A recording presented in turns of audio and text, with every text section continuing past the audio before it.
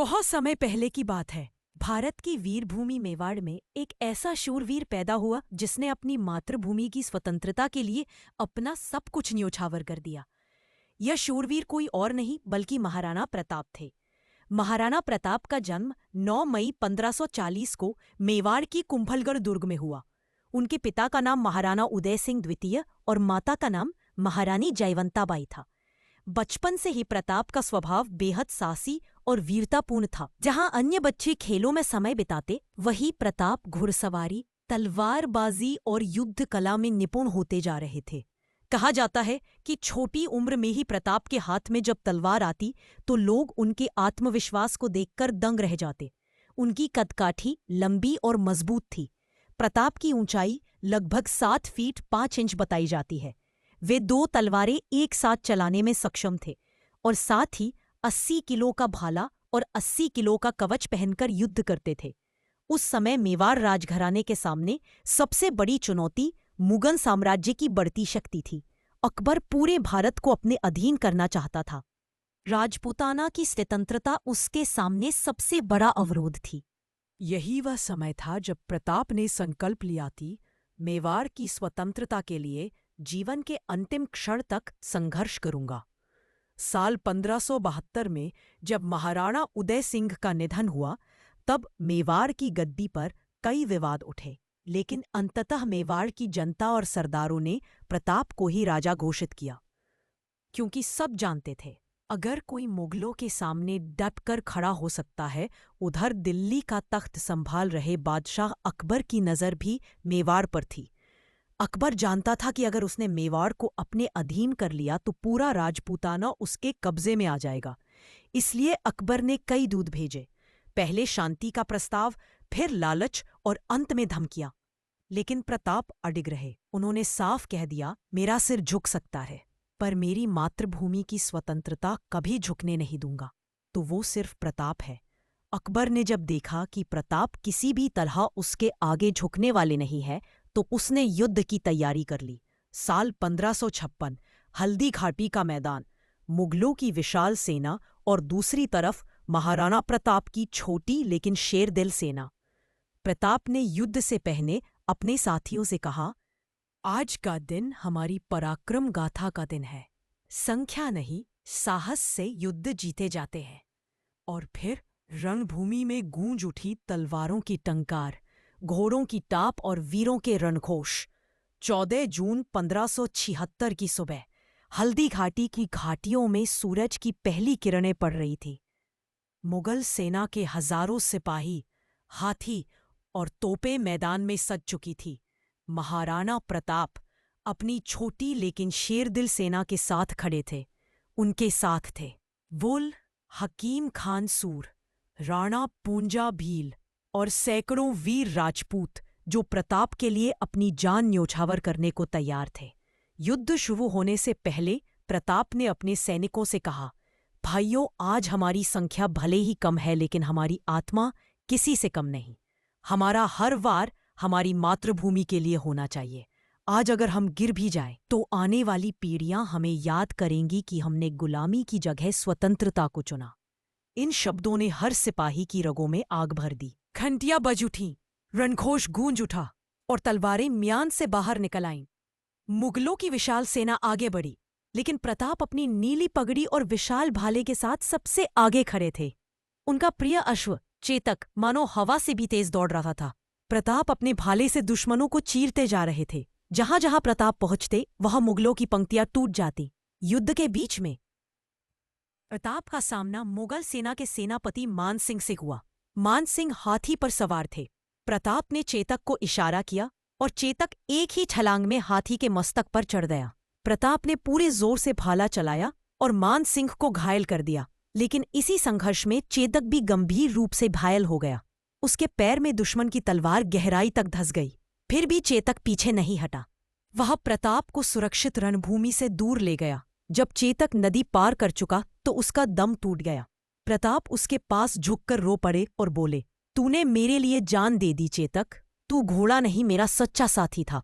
तेरी वीरता को संसार कभी नहीं भूलेगा। उस पल आसमान भी मानो वीर चेतक के बल। युद्ध के बीच में प्रताप का सामना मुगल सेना के सेनापति मान सिंह से हुआ। मान सिंह हाथी पर सवार थे। प्रताप ने चेतक को इशारा किया और चेतक एक ही छलांग में हाथी के मस्तक पर चढ़ गया।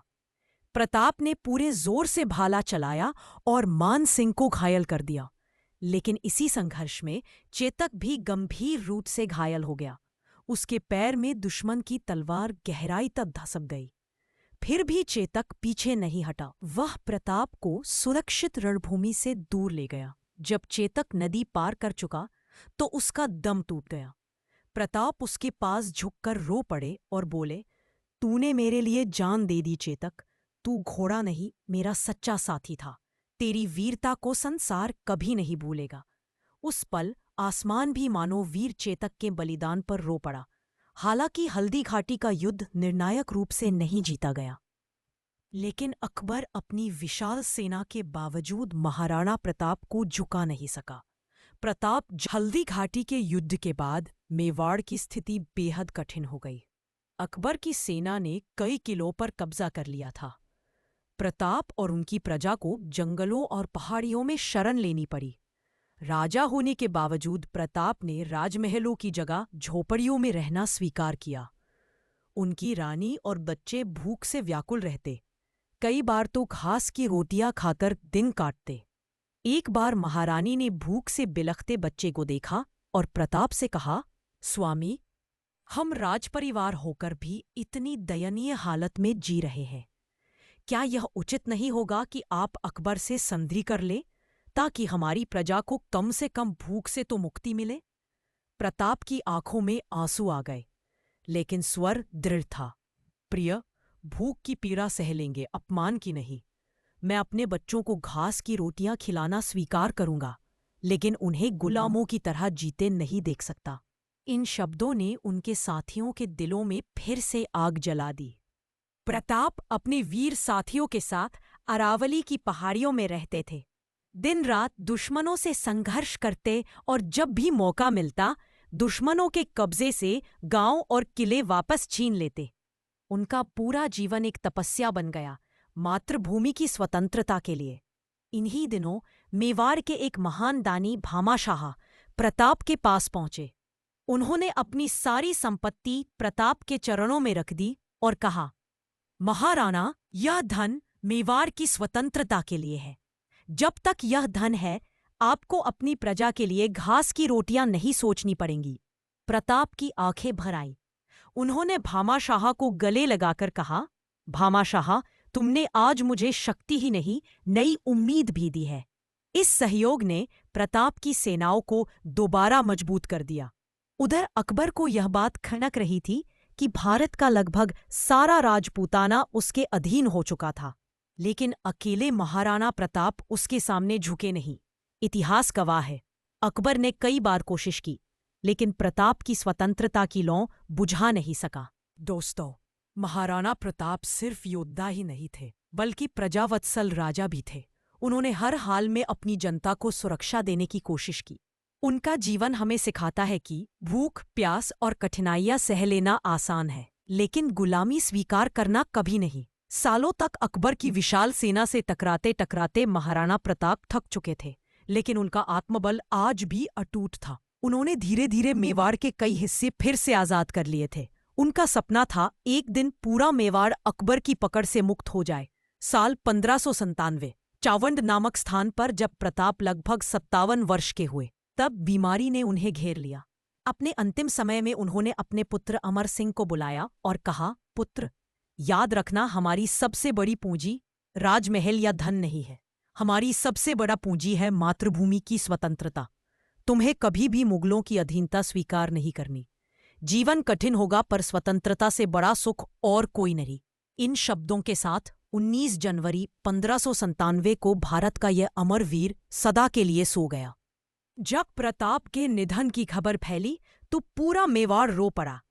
लोग कहते थे, प्रताप केवल हमारे राजा नहीं थे, वे हमारी आत्मा थे। गांव गांव, शहर शहर लोग उनके बलिदान को याद कर आंसू बहाने लगे। महाराणा प्रताप का जीवन हमें ये सिखाता है, कठिनाइयां चाहे कितनी भी हो, पर अपने आदर्शों से समझौता नहीं करना चाहिए। भूख प्यास सह लेना आसान है, लेकिन गुलामी सहना असंभव।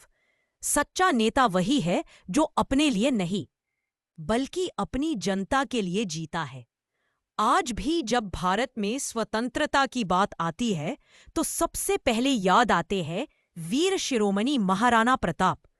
दोस्तों, ये थी महाराणा प्रताप की अमर गाथा। एक ऐसा योद्धा जिसने अपने प्राण, परिवार और सुख समृद्धि सब कुछ त्याग दिया, लेकिन अपनी मातृभूमि की स्वतंत्रता के सामने कभी झुका नहीं। उनकी कहानी हमें ये संदेश देती है, सच्ची वीरता वही है जो राष्ट्र और धर्म की रक्षा में समर्पित हो। धीमे संगीत के साथ जय एकलिंग जी, जय मेवाड़, जय महाराणा प्रताप। आप लोगों को ये वीडियो कैसी लगी प्लीज़ कमेंट बॉक्स में ज़रूर बताइए, और अगर वीडियो पसंद आई हो तो इसे लाइक ज़रूर करें और चैनल को सब्सक्राइब करें। आपका एक सब्सक्राइब किसी को बहुत मोटिवेट फील करा सकता है। हमारे लिए नहीं तो वीर महाराणा प्रताप के लिए तो आप करेंगे ही। Thanks for watching.